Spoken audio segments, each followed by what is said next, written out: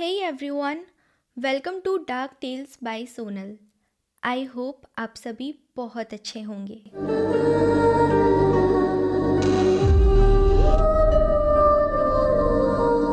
ये कहानी है हिमांशु की। हिमांशु अपने फादर के साथ मुंबई में रहता है और वहीं उसकी मॉम जॉब के सिलसिले में राजस्थान के एक गांव में रहा करती थी। 2007 में हिमांशु की मौसी के घर एक फंक्शन था, तो हिमांशु और उसके फादर ने डिसाइड किया कि वो कुछ दिन तक दिल्ली जाकर और वो फंक्शन अटेंड करेंगे।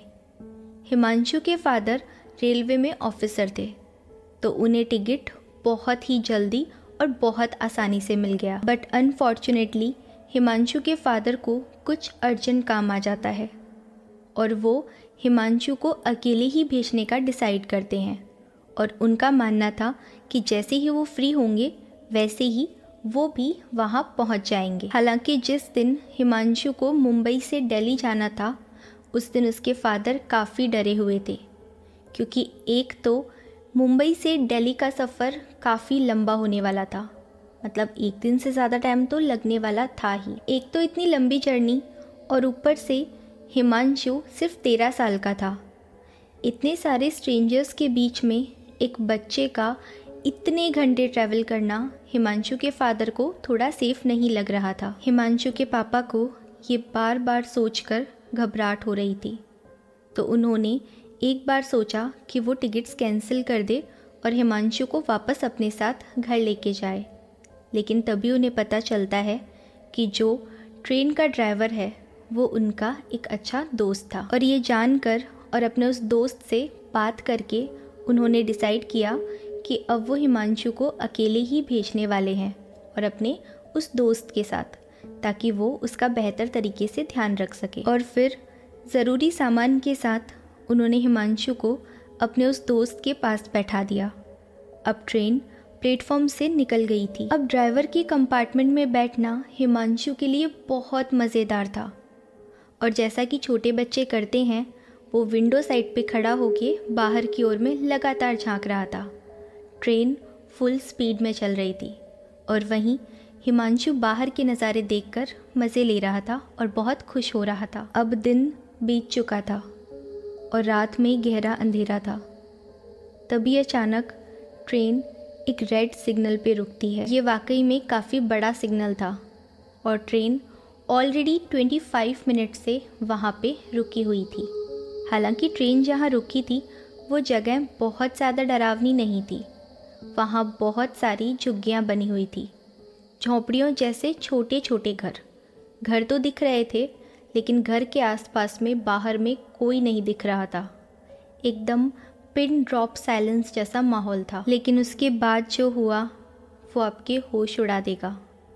रात के करीब 2 बज रहे थे और ट्रेन अभी भी वहीं रुकी हुई थी। तभी अचानक एक बूढ़ी औरत लकड़ी के सहारे से चल के और उस तरफ आती हुई दिखाई दी। एक तो वो लेडी काफ़ी ओल्ड थी और ऊपर से उनका कद भी काफ़ी छोटा था। वो ड्राइवर के कंपार्टमेंट पे आई और जैसा कि मैंने पहले बताया, हिमांशु विंडो के पास ही बैठा हुआ था। वो अभी भी विंडो के पास ही बैठा हुआ था और विंडो से बाहर की ओर झांक रहा था। अब वो बूढ़ी औरत हिमांशु वाली विंडो के पास आई और उसकी स्लीव को खींचते हुए बोली, बाबू थोड़ा सा खाना दे दो। हिमांशु के पास उस वक्त खाने को देने के लिए कुछ भी नहीं था, तो उसने ड्राइवर की तरफ देखा और ड्राइवर से कहा कि प्लीज़ आप इन्हें कुछ खाने को दे दो, मेरे पास तो अभी कुछ है ही नहीं। अचानक से ड्राइवर उस पर चिल्लाने लगा। उसने हिमांशु से कहा, खिड़की के पास मत बैठो, हट जाओ वहाँ से। और फिर उसने उस बूढ़ी औरत की तरफ देखा और बहुत ही गुस्से से कहा, मेरे पास कुछ नहीं है तुझे देने के लिए, चली जा यहाँ से। और फिर कुछ अब्यूज़िव वर्ड्स बोलकर उस ओल्ड लेडी को उस ड्राइवर ने वहाँ से भगा दिया।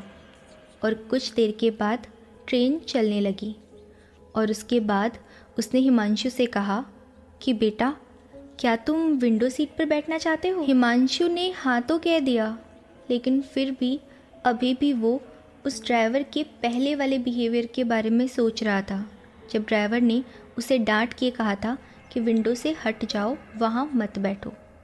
तो उसने क्यूरियस होकर ड्राइवर से पूछा कि उस वक्त जब मैं वहाँ बैठा था तो आप मुझ पर क्यों चिल्लाए थे?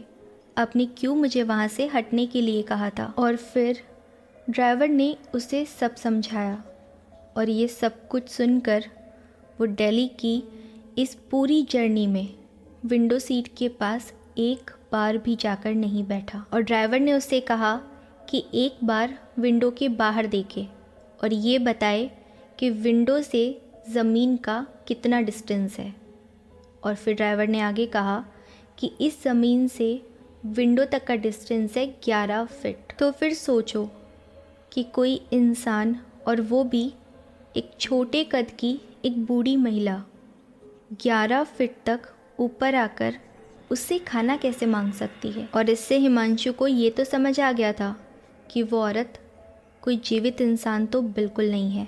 ड्राइवर ने आगे कंटिन्यू करते हुए बताया कि ये उस महिला की आत्मा थी।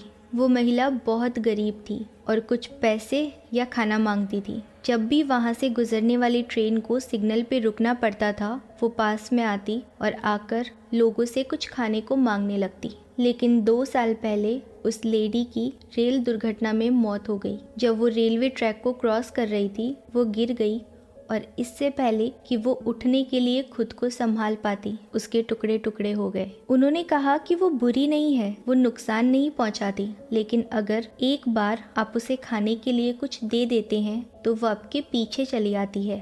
आपको परेशान करने के लिए नहीं, बल्कि भूख लगने पर कुछ खाने के लिए मांगने के लिए। और इसके बाद हिमांशु पूरे रास्ते चुपचाप बैठा रहा और कुछ घंटों के बाद वो अपनी डेस्टिनेशन पे पहुंच गया, पर वो अभी भी इस बात को नहीं भूल सकता। तो आज की वीडियो यहीं ख़त्म होती है। आपको वीडियो कैसी लगी कमेंट सेक्शन में ज़रूर बताना। और अगर आप अपने साथ हुआ कोई भी डरावना इंसिडेंट शेयर करना चाहते हैं या कोई सुनी हुई कहानी, तो आप मुझे मेल कर सकते हैं। मेल आईडी मैं डिस्क्रिप्शन बॉक्स में डाल रही हूँ। और हाँ, सब्सक्राइब करना बिल्कुल ना भूलें। Thank you for watching.